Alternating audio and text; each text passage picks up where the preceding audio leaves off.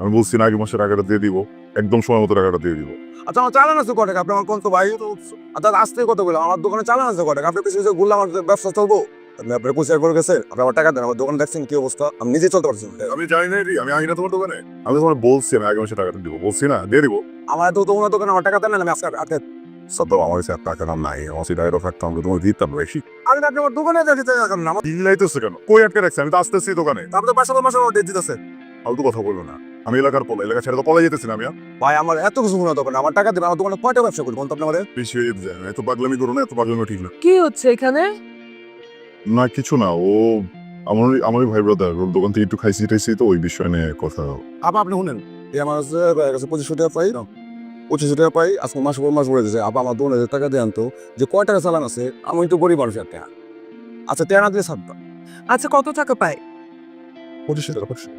সেক্ষেত্রে আপনি কি করতেছেন? প্লিজ এটা করেন না প্লিজ।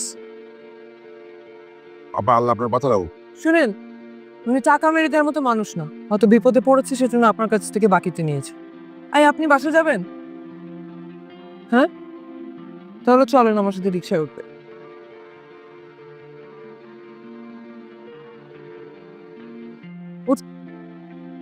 ঘোরো।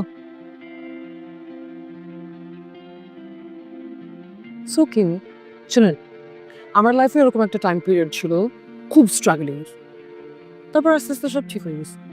শুনেন, আপনার যে টাকাটা দিলাম না, চাকরি পেয়ে প্রথম মাসের স্যালারি পেয়ে কিন্তু আমার টাকাটা শোধ করতে হবে, ঠিক আছে?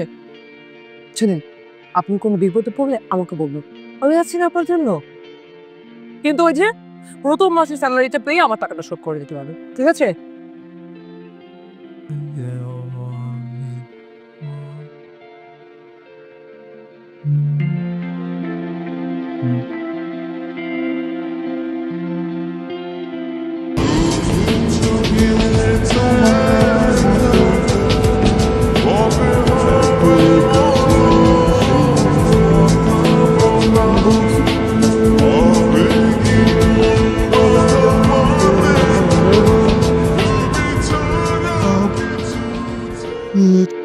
আরে বাবু, হাসলে কিন্তু খারাপ লাগে না, কিন্তু মনটা খারাপ করে থাকলে কেমন যেন মলিন মলিন লাগে।